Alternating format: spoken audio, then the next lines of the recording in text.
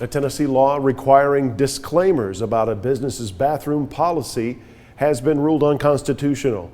The law would have forced a business to post a sign outside bathrooms if members of the opposite sex were allowed to use them. Well, the legal challenge to that law originated from a transgender resource center here in the Scenic City. Liam Collins explains what the law was meant to do and why the federal judge said it was unconstitutional.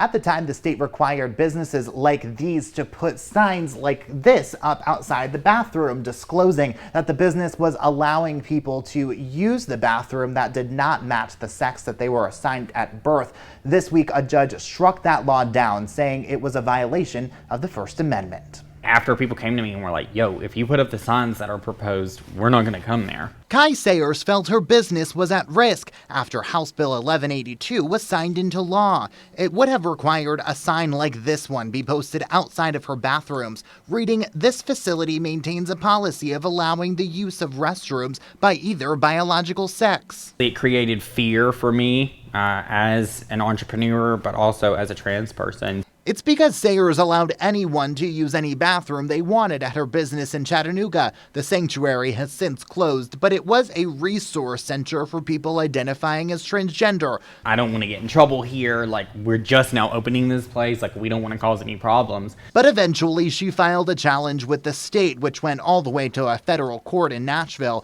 A judge ruled that law was a violation of the First Amendment, saying the sign required people to speak as if they agree with the idea.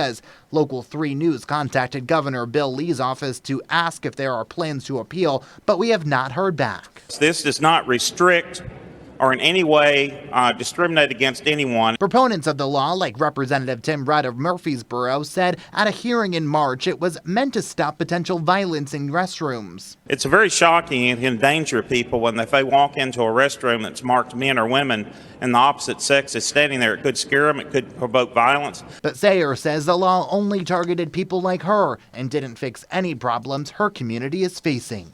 It shows that there's a lot of work to be done and that there are still issues and things that we face. Since it closed, the sanctuary moved all of its programming here to the Seed Theater off Lee Highway. If you need resources, you can check the link inside the Local 3 News app. In Chattanooga, Liam Collins, Local 3.